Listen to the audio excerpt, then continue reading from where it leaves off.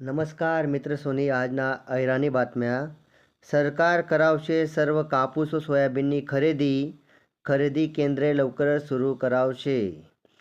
5 दिनमा 5 लाख भाविकसनी लिधं रामललानं दर्शन.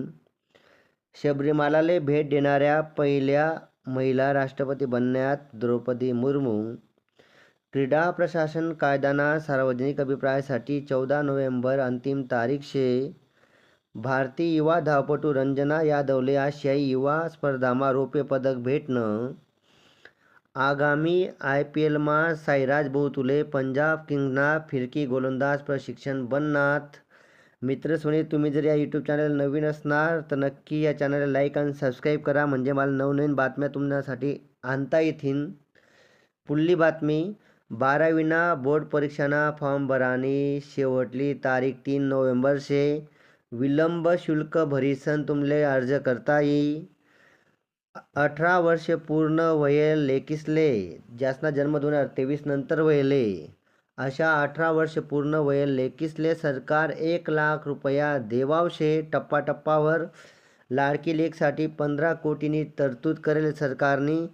30,000 लेकीसले सरकार लखपती बनावावशे. गगनयान मोहीमना 90% विकास कामे पूर्ण. इस्रो प्रमुख नारायणन यासनी माहिती दिली. उत्तर प्रदेश आणि मध्य प्रदेशसाठी एक नवीन वंदे भारत ट्रेन जाहीर करेल से सरकारनी. बँक खाताधारक आते 1 नोव्हेंबरपासून 4 नॉमिनी लावू शकतस. पहिले फक्त एक नॉमिनी चाले, आता 4 नॉमिनी लावू शकतस.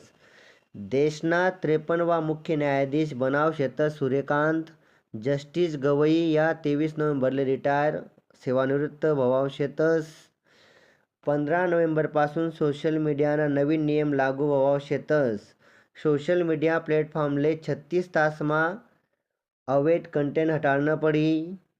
भारतमा 99% पेमेंट आते डिजिटल व्हयी राहिनं बरं का. दक्षिण आफ्रिकानी 18 वरीसनंतर पाकिस्तानमा टेस्ट मॅच जिंकी. मुख्यमंत्रीपदसाठी बिहारमा तेजस्वी यादव या आघाडीना चेहरा बनणार.